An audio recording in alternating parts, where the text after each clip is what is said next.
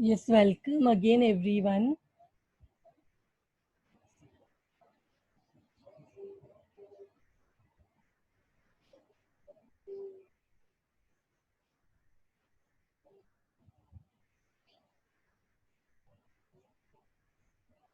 Let me start again from where we stopped in the last part. So, we have completely posted everything जो income है expense है. Income तो ये question में कोई नहीं था. सारे एक्सपेंसेस जो profit I mean office related expenses था तो हमने पीएनएल अकाउंट में लिखा. अब एक आइटम बाकी है, वो है exchange rate difference. So exchange rate difference PNL account के कौन से साइड आई मीन ये ट्रायल बैलेंस के डेबिट साइड में है तो पीएनएल अकाउंट के भी डेबिट साइड में आएगा. तो यहाँ पे लिखेंगे हम, we will write exchange rate difference 16,17,155.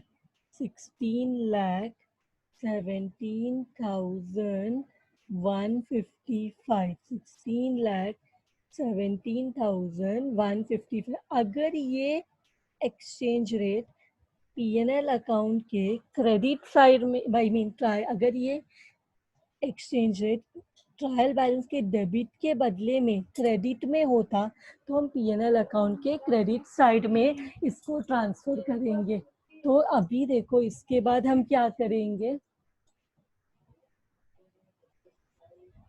सारा पोस्टिंग हो गया. अब पोस्टिंग के बाद next step is to see the adjustments. Adjustment में पहला एडजस्टमेंट क्या है. Head office provides depreciation as follows. Depreciation का एडजस्टमेंट है तो प्लांट एंड मशीनरी पे 15% का डेप्रीसिएशन निकालना है. कंप्यूटर में 25%. पहले प्लांट एंड मशीनरी का निकालते 15%. So let us go to the balance sheet and do here less depreciation. कितना परसेंट. 15%.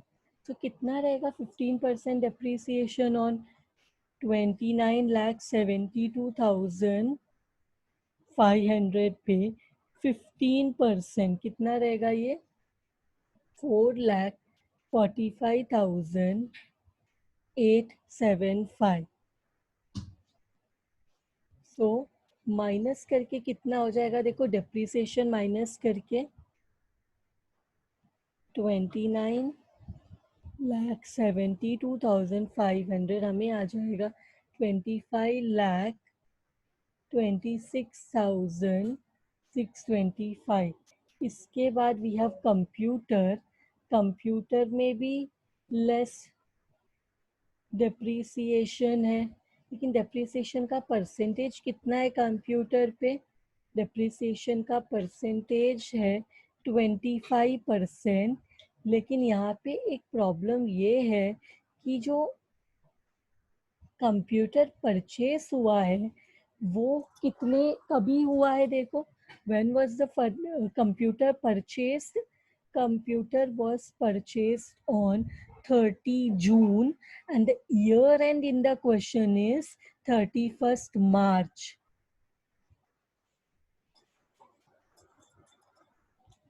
ईयर एंड क्वेश्चन में क्या है 31st मार्च. और कंप्यूटर को परचेस किया है हमने 30 जून को. तो कितना मंथ्स होता है 30 जून के बाद से तो 9 मंथ्स होता है. हमने पहले भी देखा. तो 9 मंथ्स के लिए डेप्रीसिएशन निकालना है. तो डेप्रीसिएशन जो हम यहाँ पे निकालने वाले हैं वो कितने मंथ्स के लिए है. वो 9 मंथ्स के लिए है. सो 15% डेप्रीसिएशन 9 मंथ्स के लिए.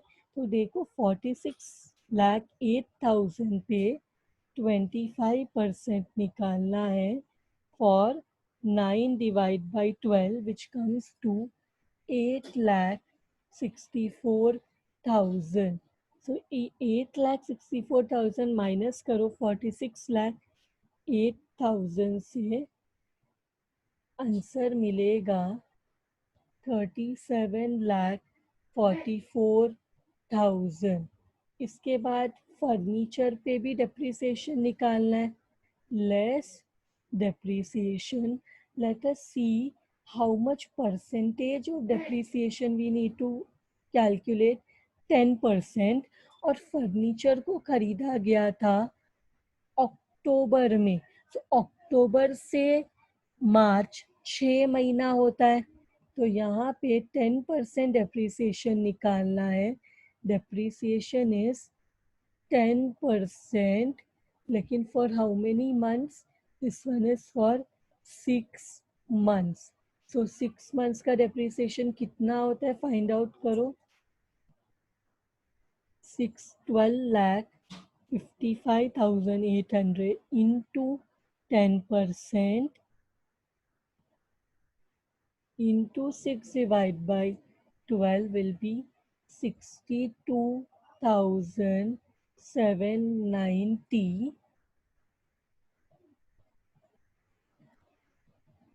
और कितना अमाउंट आएगा ये, -12,55,800। आंसर रहेगा 11,93,010।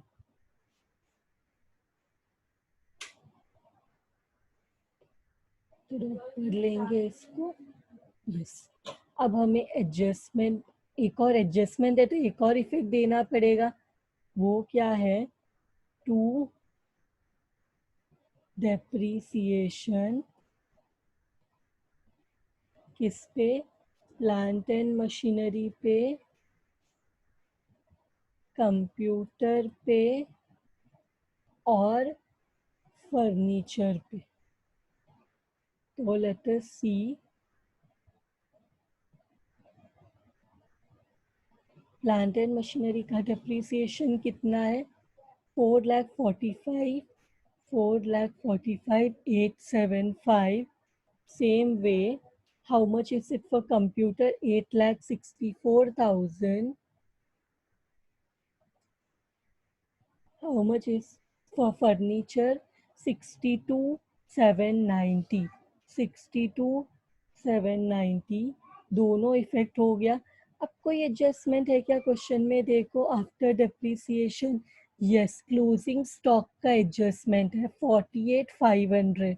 तो क्लोजिंग स्टॉक किधर आता है, क्लोजिंग स्टॉक आता है trading account credit side, by closing stock amount है 48,500 into क्लोजिंग रेट इज 48।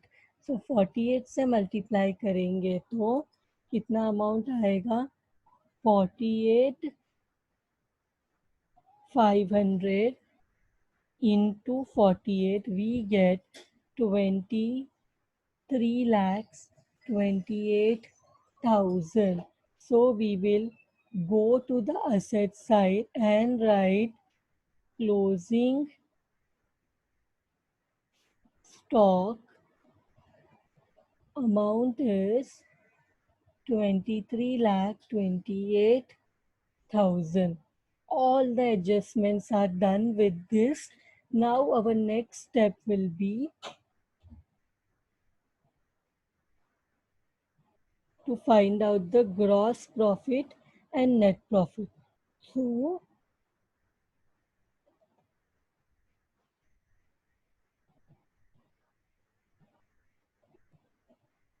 यहाँ पे देखेंगे कौन सा साइड हैवी है, डेबिट साइड या क्रेडिट साइड, ताकि हमें पता चले कि ग्रॉस प्रॉफिट है या ग्रॉस लॉस है। So credit side is 33 crores 29 lakhs 61,750, 3 crores 29 lakh 61,750। और how much is the debit side,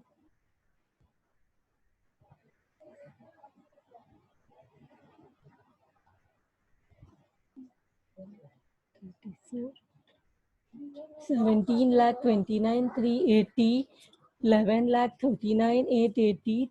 2 crore 34,000 is 2 crore 29 lakh 3,260, which we will minus by 3 crore 29 lakh 61,750. तो हमें ग्रॉस प्रॉफिट आता है 1,58,490, which is equal to 2 gross profit carried down. तो इधर आएगा by gross profit brought down same amount 1 crore 58,490. अब हमें देखना है कि whether it is a net profit or a net loss. 32 lakh 48,550 plus 18 lakh 95 130 plus 4 lakh 99,995 plus 5 lakh 45 130 plus 55,620 plus 1 lakh 5,750 plus 1,24,965 plus 1,40,175 plus 32,760 plus 16,17,155 plus 4,45,875 plus 8,64,000 plus 62,790. This is coming to 9 lakhs 96 lakh 37,895, which is greater, which is less than the credit side total, which is 1 crore 58,490. 490 मतलब अभी भी हमारा credit side is heavier, so net profit रहेगा. तो हम देखेंगे, find out करेंगे what is the amount of net profit.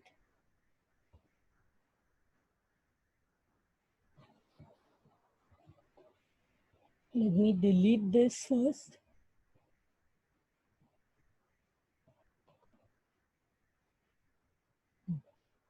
So let us find out the amount of net profit. Net profit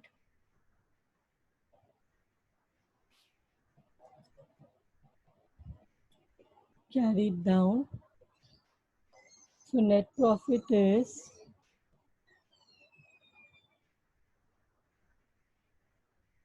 58,490.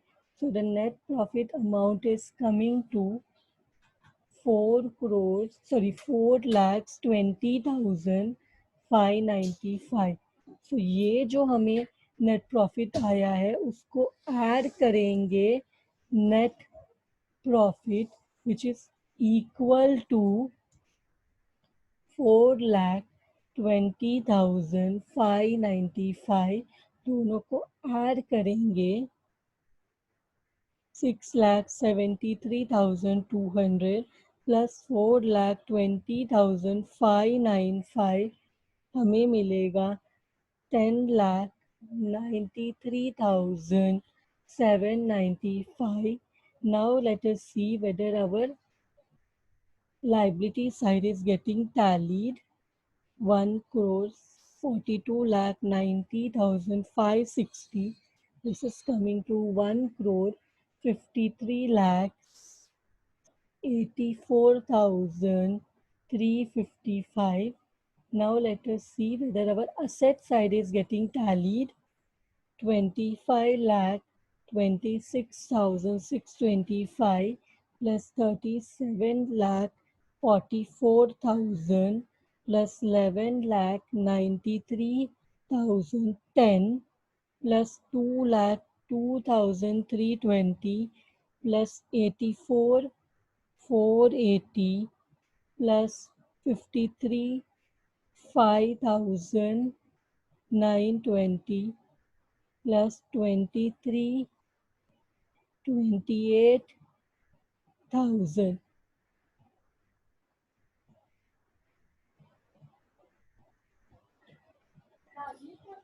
Something is missing. It's not getting. Wait.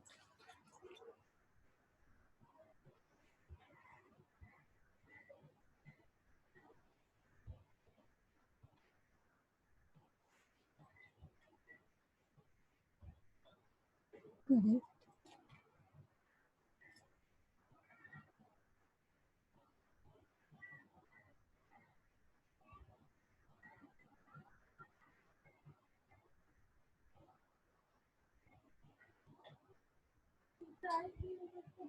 Everything is correct. I guess there is a I did wrong tally. एक बार फिर से तुम लोग asset side का total tally करो. यही answer आना चाहिए. 25 26 6 25 26 625 plus 37,000, sorry, 37 lakh 44,000 plus 11 lakh 93,110. Then next one is 2 lakh 2,320 plus 84 480 plus 53 5,920 plus 23 28,000. Yes, correct. I don't know last time मैंने जब टोटल किया तो मुझे करेक्ट आंसर क्यों नहीं मिला. Everything is correct. 84,355. I suppose तुम लोग को यही आंसर मिला रहेगा. शायद मेरे टोटल करते वक्त आई मिस्ड सम नंबर. मैंने कैलसी में रॉन्ग नंबर कुछ टाइप कर लिया होगा. This correct. This is the tally amount.